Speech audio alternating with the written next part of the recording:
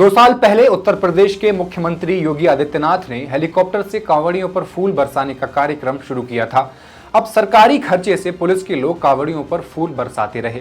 सरकारी खर्चा यानी हम सबके टैक्स का पैसा, और हम सब यानी हिंदू, मुस्लिम, सिख, ईसाई, बौद्ध, जैन, पारसी सब। जब मुसलमान के टैक्स से कांवड़ियों पर फूल बरसाने के लिए खर्चा किया जा रहा था, तो उत्तर प्रदेश के मुजफ्फरनगर में अब 22 जुलाई से शुरू होने जा रही कांवड़ यात्रा के पहले फल बेचने वाले और खाने पीने का सामान बेचने वालों ने अपनी अपनी दुकान पर अपने नाम की लिखी हुई पर्ची क्यों टांग ली है? क्योंकि सरकार ये चाहती है कि मुसलमानों को आर्थिक रूप से अति कमजोर कर दिया जाए। अब जो रेहड़ी लगा रहा है वो आर्थिक रूप से कमजोर तो पहले से ही होगा, लेकिन ऐसा करके आप उसकी 2 वक्त की रोटी भी छीनना चाह रहे हैं। पुलिस ने कांवड़ के रास्ते पर पड़ने वाले सभी दुकानदारों को निर्देश दिया है कि वे अपनी अपनी दुकानों के मालिक या फिर काम करने वाले सभी लोगों के नामों का खुलासा जरूर करें, ताकि कांवड़ियों को कोई भ्रम ना हो। कैसा भ्रम? मतलब गलती से भी कोई मुसलमानों से कुछ खरीद न ले। मुजफ्फरनगर के एसएसपी अभिषेक सिंह कह रहे हैं कि इससे कानून व्यवस्था की स्थिति खराब नहीं होगी। तो चलिए फैक्ट्स एंड फिगर्स में हम जानते हैं कि यह पूरा मामला क्या है।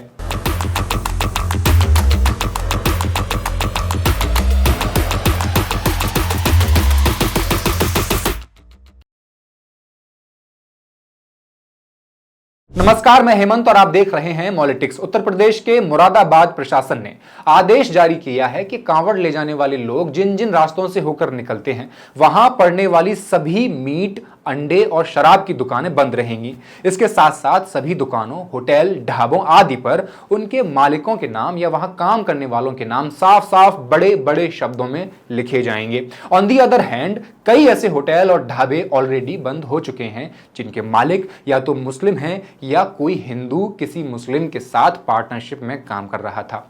इन लोगों का कहना है कि उनके पास 2 ही रास्ते बचते थे, या तो अपनी वो दुकान को बंद कर देते या किसी हिंदू को बेच देते।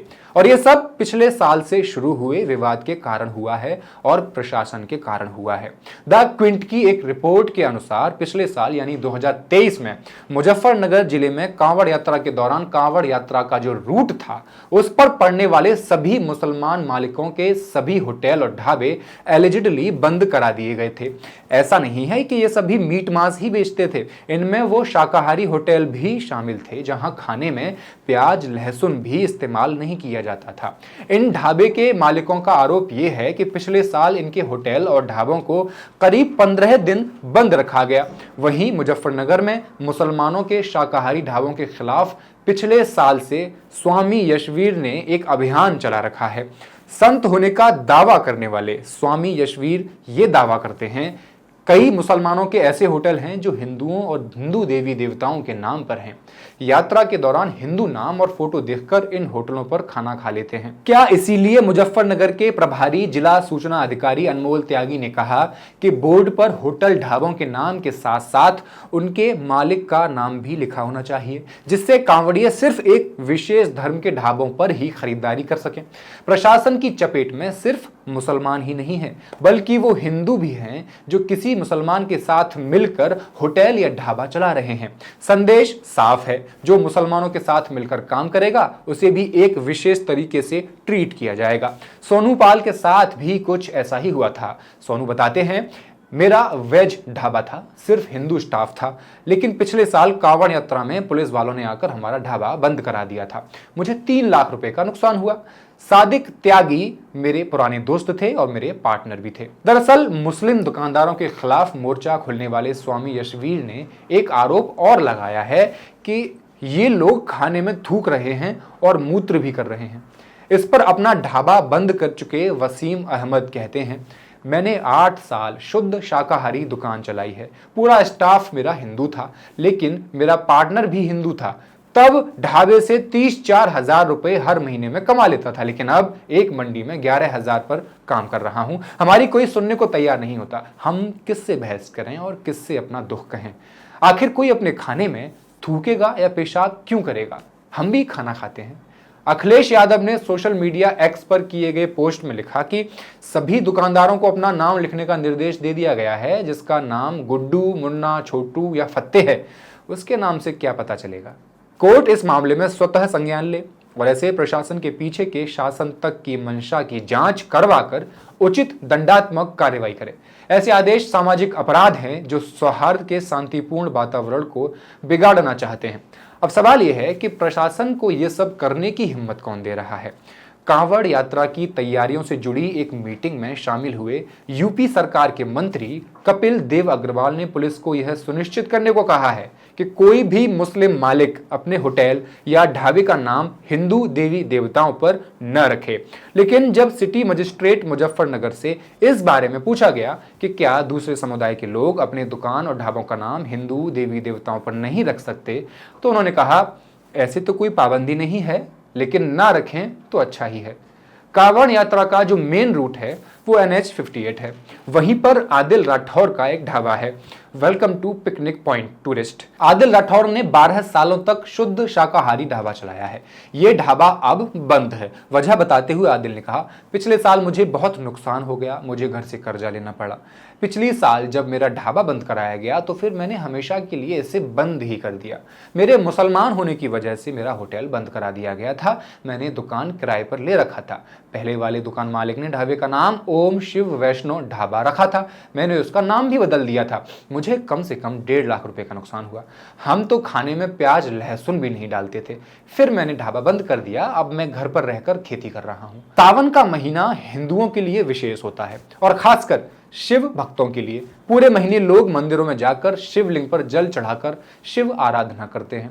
ये परंपरा बहुत पुरानी है, लेकिन कांवड़ लेकर पैदल पैदल लंबी यात्रा करते हुए शिव मंदिरों में जल चढ़ाने की परंपरा पूरे नॉर्थ इंडिया में बहुत पुरानी नहीं है। बिहार के देवघर जिले में, जो अभी झारखंड के अंतर्गत आता है, वैद्यनाथ ज्योतिर्लिंग है, जहां कांवड़ियों द्वारा गंगा से गंगाजल लेकर मंदिर में चढ़ाने की एक स्थानीय परंपरा हुआ करती थी। लेकिन देखते देखते ये परंपरा एक नेशनल फिनोमिना में तब्दील हो गया और पिछले 10 सालों से इसका इस्तेमाल संघ परिवार के लोग उग्र हिंदुत्व के प्रचार के लिए करने लगे। सबसे खतरनाक बात यह हुई है कि इस यात्रा के बहाने गरीब किसान मजदूर घर के युवाओं को निशाना बनाकर उन्हें धर्म, अंधे राष्ट्रवाद और हिंदुत्व को आपस में मिलाने का प्रयास किया जा रहा है। आप कभी किसी राजनेता या उनके बच्चों को कांवड़ ले जाते नहीं देखेंगे, या किसी ऐसे को नहीं जानते होंगे जो आपके जिले की पॉश कॉलोनी में रहता है और कांवड़ लेकर जा रहा होगा। जा भी रहा होगा तो पंडित उसे इतनी सहूलियत देंगे कि वो गाड़ी में रख कर लेकर जा रहा होगा। लेकिन कैसे एक स्थानीय धार्मिक परंपरा देखते ही देखते अराजकता और धार्मिक उन्माद में बदल जाती है, ये देखना बड़ा ही दुखद है। पूरे उत्तर भारत में सावन शुरू होते ही इसको लेकर मुख्यमंत्रियों और पुलिस अधिकारियों की मीटिंग शुरू हो जाती है। आम लोगों के लिए बड़े बड़े हाईवेज बंद कर दिए जाते हैं। अगर आप बस या कार से दिल्ली से मेरठ या देहरादून जाना चाहते हैं तो आप नहीं जा सकते, क्योंकि कांवड़ियों को छोड़कर बाकी सभी के लिए रास्ता बंद कर दिया जाता है। यही हाल गोरखपुर मंडल से फैजाबाद, बनारस और इलाहाबाद जाने वाले रास्तों का है। कांवड़ यात्रा का बाजारीकरण बड़े पैमाने पर किया जा रहा है। बोल बम और जय श्री राम जैसे नारों वाले टी-शर्ट और कांवड़ यात्रा से संबंधित सभी सामग्रियों से बाजार भरा पड़ा है। गाजियाबाद से नोएडा और दिल्ली तक के इलाकों में जगह जगह कांवड़ियों के ठहरने और खाने पीने के लिए लगे तंबुओं में बज रहे कान फोड़ू डीजे से इतना शोर शराबा होता है कि आसपास के लोगों का जीना हराम हो गया है। सड़क पर चलने वाले आम यात्रियों से मारपीट, कार, बस और ट्रक फूंकने की घटनाएं आम होती जा रही हैं। इस विशाल उन्मादी जनसैलाब से राजनीतिक फायदा लेने के लिए सभी राजनीतिक दलों में होड़ लग जाती है। दिल्ली में तो भाजपा, कांग्रेस और आम आदमी पार्टी के लोग इनके खाने पीने और ठहरने के लिए मुफ्त व्यवस्था करते हैं। लेकिन इसका सबसे ज्यादा फायदा भाजपा ने उग्र हिंदुत्व की राजनीति के प्रचार प्रसार के लिए किया है। लेकिन इस बार तो हद ही हो गई। मुजफ्फरनगर जिले से कुछ तस्वीरें भी सामने आई हैं जिसमें ठेले वाले और दुकानदार अपनी दुकानों पर अपना नाम लिखकर सामान बेचते हुए नजर आ रहे हैं। सवाल ये भी है कि मुजफ्फरनगर में ही क्यों? दरअसल कांवड़िए हरिद्वार, हर की पौड़ी से गंगाजल उठाकर मुजफ्फरनगर से होते हुए अपने अपने घरों की तरफ निकल जाते हैं। मुजफ्फरनगर जनपद से ही दिल्ली, हरियाणा, राजस्थान और उत्तर प्रदेश के अलग अलग मंडलों का कांवड़िया गुजरता है। इसलिए कांवड़ यात्रा के मद्देनजर मुजफ्फरनगर जनपद एक मेन पॉइंट बन जाता है। अब ये केवल सावन की कांवड़ यात्रा का मामला नहीं है। कई दशकों से संघ परिवार और अन्य हिंदूवादी संगठन, धार्मिक मेले हो गए या त्योहार और ऐसी यात्राएं हुई, इन पर अपनी रणनीति के तहत कब्जा कर चुके हैं। गोरखपुर में सदियों से होली त्योहार से एक दिन पहले होली का जुलूस निकलता था, जिसमें हिंदू मुस्लिम सभी मिलकर एक दूसरे को रंग गुलाल डालते हुए चलते थे। और फिर 1996 से तत्कालीन सांसद योगी आदित्यनाथ खुद ही इस जुलूस का नेतृत्व करने लगे और इस तरह हिंदूवादियों ने इस पर कब्जा कर लिया। योगी आदित्यनाथ खुद रथ पर सवार होकर इस मेले में चलने लगे और उनके समर्थक लाठी डंडा तलवार लेकर शक्ति प्रदर्शन के लिए उनके साथ निकलने लगे। इन यात्राओं में मोदी, योगी, अमित शाह के राजनीतिक गीत डीजे पर फुल वॉल्यूम पर बजाए जाते हैं। ये धार्मिक यात्राओं का राजनीतिक यात्रा में परिवर्तन नहीं है तो और क्या है, कमेंट करके बताइए और पॉलिटिक्स को बिना सब्सक्राइब किए जाना मत। शुक्रिया।